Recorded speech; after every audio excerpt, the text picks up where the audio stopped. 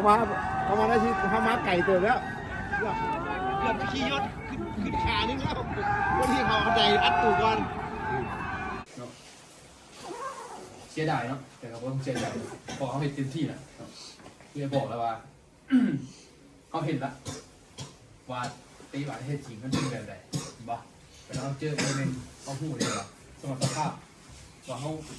กับเขาต่างกันยังไงโอเคฉะนั้นไอ้ต้องก่อนเวลาก็ต้องขอบใจมอบทุกคนเนาะที่เขาเสียสละเวลาเนาะมาสู่กับสำหรับไอ้ถามว่าไอ้บ่เชื่อใจเลยเพราะว่าพวกเจ้าเฮ็ดดีสำหรับไอ้พวกเจ้าเฮ็ดดีแล้วพอเขามีเวลาแค่3 อาทิตย์เนาะ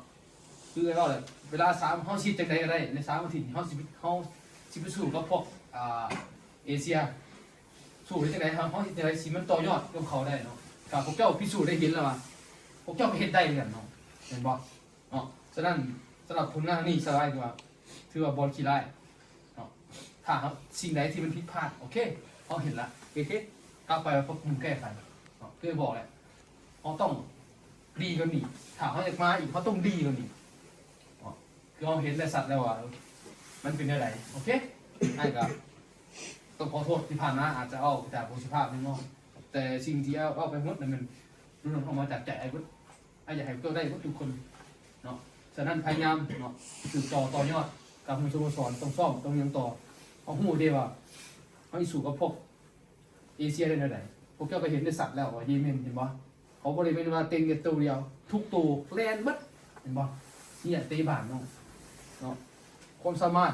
บอกกับแท็กติกยุทธวิธีเห็นบ่โอเคฉะนั้นบ่ให้เสียใจโอเค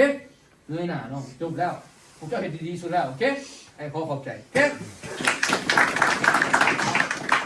เอาในนามคณะนับเนาะขอบใจพวกลูกพวกหลานแหละมื้อนี้ถือว่าเขาเห็นมาเขาเก็บตัวมาได้กับการแข่งขันประมาณ4 เดือนเนาะครับผมเป็นเริ่มต้นผลมาผ่านมาแล้ว3 เดือนประมาณ3 เดือนผ่านมาได้ขั้นตัวได้เลือดตัวตั้งตัวมาเขาแข่งขันเนี่ยที่ว่าเข้าไปให้ดีได้ดีสมควรละแต่ว่าดีบอลก็ดีตัวนี้นะเพราะว่าเขาสามารถยิงประตูได้แสดงถึงอย่างเขายังมีเกมบุกที่ดี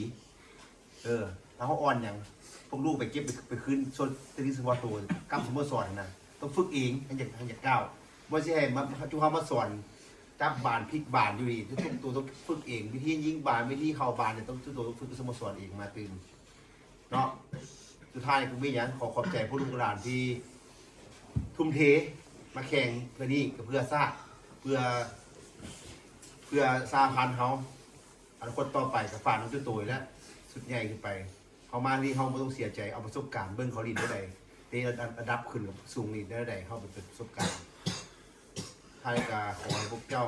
พักผ่อนเจ็บเครื่องเกี่ยวเมื่อบ้านหาพ่อหาแม่บ่อยเจ็บให้เป็นเนาะเอาข